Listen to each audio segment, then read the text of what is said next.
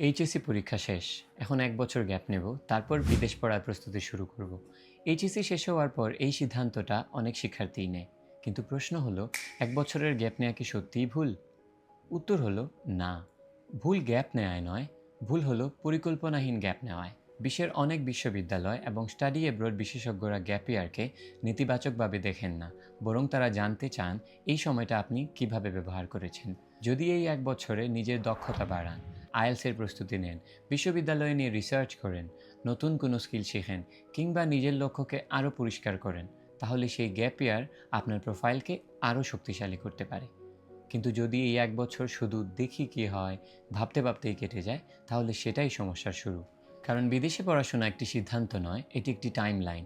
একটি intact miss করলে কখনো কখনো পরের সুযোগের জন্য আরও কয়েক মাস, এমনকি ১ বছরও অপেক্ষা করতে হতে পারে।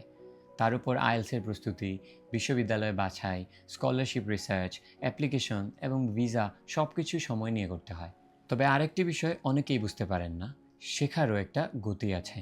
আজ যে ইংরেজি নিয়ে আপনি অনেক আত্মবিশ্বাসী, ১ বছর কোনো চর্চা না থাকায় সেই আত্মবিশ্বাস আগের মতো নাও থাকতে পারে। Academic reading, writing, study habit এগুলোও নিয়মিত চর্চা চায়। যদি গ্যাপ ইয়ার নিতেই হয়, তাহলে সেটাকে পজ ইয়ার বানাবেন না, প্রিপারেশন ইয়ার বানান। বছরের শুরুতেই একটি পরিকল্পনা লিখে ফেলুন।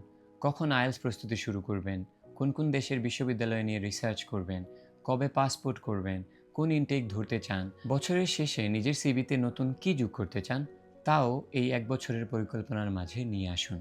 যাতে করে ১ বছর পর যখন নিজের দিকে তাকাবেন, তখন যেন বলতে পারেন, এই ১ বছর শুধু আমি বড়ই হইনি, আমি নিজেকে প্রস্তুত করেছি। কারণ শেষ পর্যন্ত বিদেশ পড়ার স্বপ্ন পূরণ হয় শুধু সময়ের অপেক্ষায় নয়, পূরণ হয় সময়ের সঠিক ব্যবহারে।